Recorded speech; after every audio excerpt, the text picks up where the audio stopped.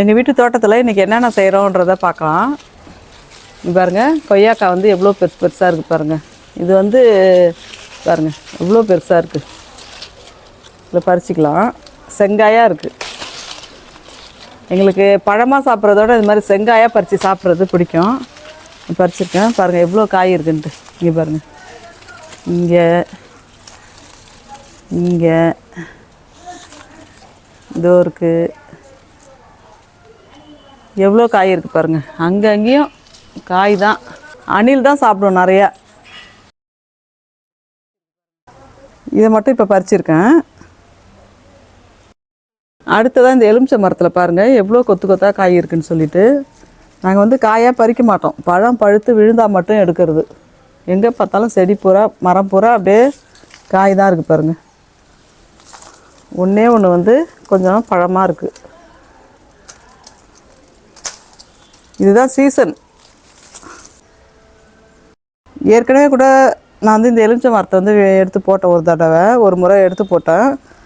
அப்போ வந்து கூட இவ்வளோ பழம் இல்லை. சீசன் இல்லாதால கொஞ்சம் காய் கம்மியாக இருந்துச்சு, பிஞ்சாக இருந்துச்சு எல்லாமே. இப்போ பாருங்கள் செடி பூரா காயும் பழமாக தான் இருக்குது. இங்கே பாருங்கள், இந்த பக்கம் வேறு இருக்குது. இங்கே பாருங்கள், இதை மட்டும் பறிச்சிக்கிறேன்.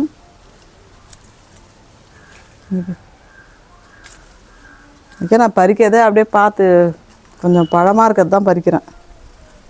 எல்லாம் வெறும் காய் தான். இங்கே ஒன்று உள்ளே ஒரு பழம் இருக்குது. முள் குத்துது. இங்கே பாருங்க, இங்கே ஒரு பழம் இருக்குது பாருங்க. பறித்தா இன்னும் 40-50 பழம் கூட பறிக்கலாம். போதும் எங்களுக்கு இன்றைக்கி. அதனால் இதை மட்டும் பறிச்சிருக்கேன். ரொம்ப பழமாக இருக்கிறத மட்டும் பறிக்கிறேன். இந்த வெத்தலை கொடியில் ஒரு இலையும் எவ்வளோ பெருசாக இருக்குது பாருங்கள். ரொம்ப இதுக்குன்னு ஸ்பெஷல் கேர்லாம் கொடுக்கறது கிடையாது. தானாகவே இதுங்கெல்லாம் இந்த மண்ணோட சத்தில் செழிப்புட தானாக வளருது பாருங்கள். எவ்வளோ வெத்தலை இருக்குது. சளி பிடிச்சா கூட அப்படியே பறிச்சுன்னு வந்து அப்படியே வந்து ஒரு வெத்தலையை போட்டு நாங்கள் பறித்து அப்படியே சாப்பிட்ருவோம். நாக்கு தடித்த மாதிரி தான் ஆகிடும். சரி இருக்கட்டும், சளிக்கு நல்லதுன்னு சொல்லிட்டு சாப்பிட்டுக்குவோம். வீட்டிலே சின்ன சின்ன ஃபங்க்ஷன்லாம் நடந்தால் இந்த வெத்தலையே பறித்து நாங்கள் வச்சுக்குவோம். நிச்சயதார்த்தம் அது மாதிரினா கூட இந்த வெத்தலையே நாங்கள் இது மாதிரி யூஸ் பண்ணிக்குவோம்.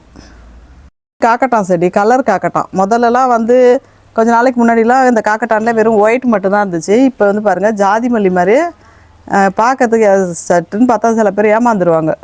வாசனை மட்டும் இதுக்குன்னு ஒரு வாசனை இருக்கும். ஆனால் ஜாதி மல்லி மாதிரி அந்தளவுக்கு வாசனை இருக்காது. கலர் காக்கட்டான். இது எவ்வளோ சூப்பராக பூத்துருக்கு. இது பூத்தாவே 2 முழம் அளவுக்கு பூக்கும் ஒரு நாள் பறிக்கிறது. இங்கே பாருங்கள், யாரும் சொன்னால் நம்ப கூட மாட்டீங்க. இந்த ஒரே ஒரு செடி தான் எவ்வளோ பூ இதில் பூக்குது பாருங்கள்.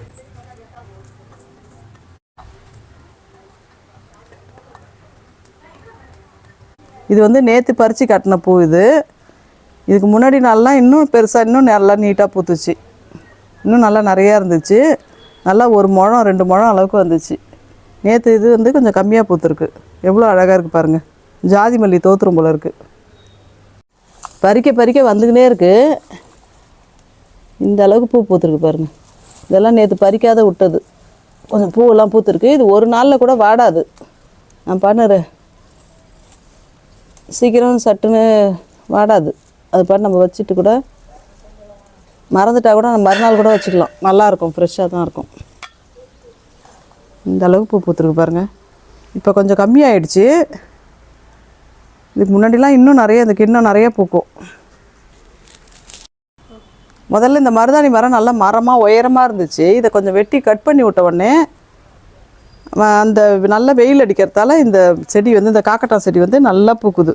அதுமாதிரி பக்கத்துலேயே இந்த கருவேப்பிலை செடியும் கொஞ்சம் கட் பண்ணி விட்டுட்டாங்க. 2 மரமும் நல்லா நிழல் காற்று இருந்துச்சு. இது 2த்தையும் கட் பண்ணி விட்டதால நல்லா வெயில் படுது. அதனால் இது நிறைய துளிர் எடுத்து நிறைய அரும்பு எடுக்குது.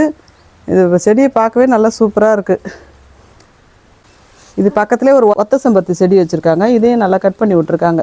இதெல்லாம் எல்லாம் நிழல் காற்று இருந்ததால் இது கொஞ்சம் கம்மியாக பூத்துச்சு. இப்போ எல்லாத்தையும் வெட்டி விட்டதால நல்லா நிறைய துளிர் எடுத்து நிறைய அரும்பு எடுத்துருக்கு. இதுக்கு என்ன ஒரே டிப்பு, இது பூக்கிறதுக்கு என்ன செய்கிறாங்கன்னு சொன்னால், மீன்லாம் இங்கே வந்து நிறைய சீப்பாக கிடைக்கும். பீச்சு இந்த கடலூர் பக்கத்துலேயே இருக்கிறதால நிறைய மீன்லாம் வரும். தினம் மீனை வாங்கி 2 நாளைக்கு வந்துடையாவது மீன் வாங்கி அந்த மீனை வந்து மீன் அமிலம் அது மாதிரிலாம் பண்ணுறது கிடையாது. அப்படியே அந்த மீனை அலசிட்டு அந்த கழுவுன தண்ணியை இப்படி தூக்கி ஊற்றி விட்டுடுறாங்க. தினம் இது மாதிரி தூக்கி 2 நாளைக்கு வந்துடையா 3 நாளைக்கு வந்துடையா மாதிரி தூக்கி ஊற்றுறதால அந்த இது மட்டும்தான் அந்த சத்து மட்டும்தான் இதுக்கு. இங்கே வந்து பெருச்சாளி வேறு இது மாதிரி எதுவும் வராது, எறும்பு இருக்காது. இந்த இது வந்து அதை வந்து லிக்விட் பண்ணுறதும் கிடையாது. அப்படியே அலசிட்டு அப்படியே 2-3 தடவை அந்த தண்ணியை தூக்கி ஊற்றுறதுல நல்லா ஃப்ரெஷ்ஷாக ஜாம்னு இதெல்லாம் வளருது. இது வந்து நாட்டு முள்ளரும்பு செடி, நல்ல வாசனை அடிக்கும். இப்போ வந்து துளிர் விடுது. இனிமேல் இது வந்து சீசனு. இது அந்த காக்கட்டா முடிஞ்சோடனே இது சீசன் ஆரம்பிச்சிடும். நல்லா கொஞ்சம் பறிக்காத விட்டால் அவ்வளோ வாசனையாக இருக்கும் இந்த இடம். இந்த தோட்டத்தை பற்றி ஏற்கனவே அழகு தோட்டம்னு சொல்லிட்டு வீடியோ எடுத்து போட்டிருக்கோம், செக் பண்ணி பாருங்கள். இன்றைக்கி அறுவடையாக இந்த கொய்யாப்பழம், செங்காயாக இருக்க கொய்யாப்பழம், அதுக்கப்புறம் இந்த எலுமிச்சம்பழம்லாம் சும்மா அதில் 100ல் 1 பாகம் கூட நான் பறிக்கலை. அதுக்கப்புறம் இந்த பூ, ஃப்ரெஷ்ஷான காக்கட்டாம்பூ, இதெல்லாம் இன்றைக்கி பறிச்சிருக்கேன். இயற்கையை நேசிப்போம்.